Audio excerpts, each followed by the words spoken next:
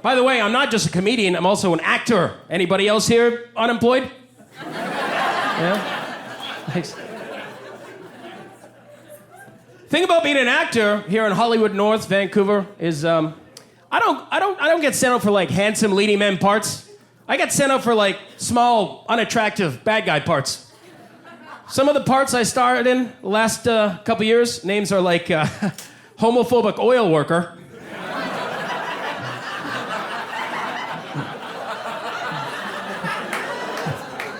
That guy's like, I can see that.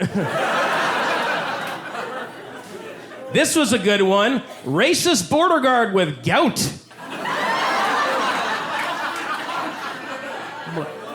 What country you from, boy? Are you a 7-Eleven Indian or a feathered Indian? Goddamn my foot. And this was the most insulting one I did. Overweight sex offender 2. Yeah. That part sucked. Because I didn't even get the good line. No, I was just backing up overweight sex offender 1. He had the glamorous part. His line was, hand me them sweet donuts and hand me a piece of that sweet ass.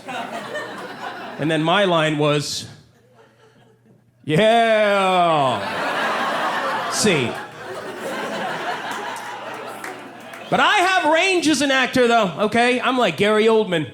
Because when I'm not starring as a degenerate douchebag, I star in commercials where I play like a husband with a learning disability. You know what I'm talking about. Every household product is like this. The woman's a hero and the man's just dog shit, right? Guy shows up, it's like, honey, do I put these Tide Pods in my mouth or my asshole? I don't know how to do the laundry because I got a dick and it hurts when I think.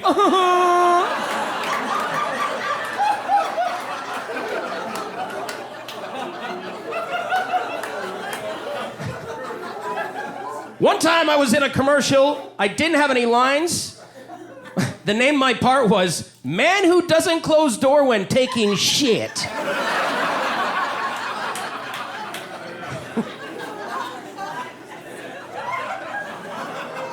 Yeah. I'm just sitting there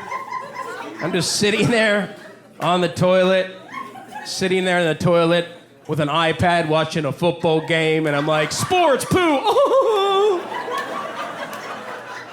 Then this gorgeous woman walks by shaking her head disappointingly. It's like, I can't believe I'm married to a man who eats crayons for breakfast. Febreze.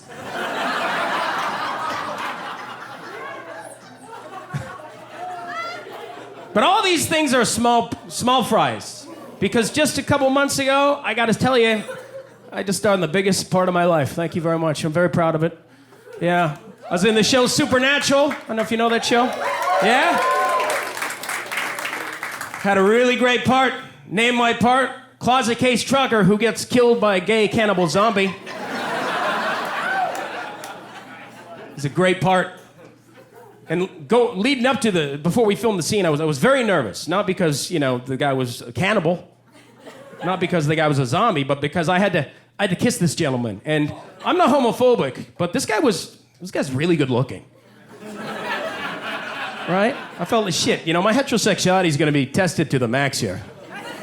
Do you ever meet somebody the same sex and you're like, I'm not into you, but if we were in prison, something would happen.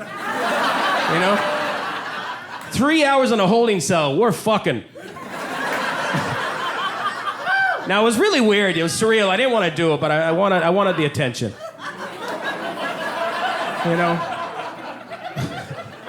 I wanted the IMDb credit. Yeah, man. So I kissed this guy, and there was no tongue, but it was tender as fuck. Yeah. It was the gayest thing I've done since watching Magic Mike 1 and 2 on my own. And if you know anything about film or TV, they shoot every scene like 20 or 30 times, which means I had to kiss this guy 20 or 30 times. Now, if you smoke 20 cigarettes, you're probably a smoker. I'm like, is this gateway gay? One minute I'm kissing a zombie, the next I'm blowing a werewolf at a full moon? No wonder why they howl.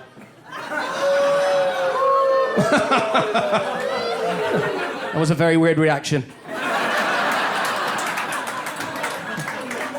That was a very animalistic heckle.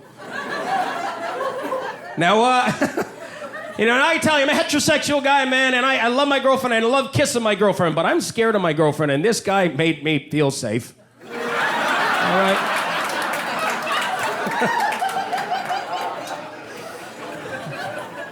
Why are you saying this shit in front of your mother?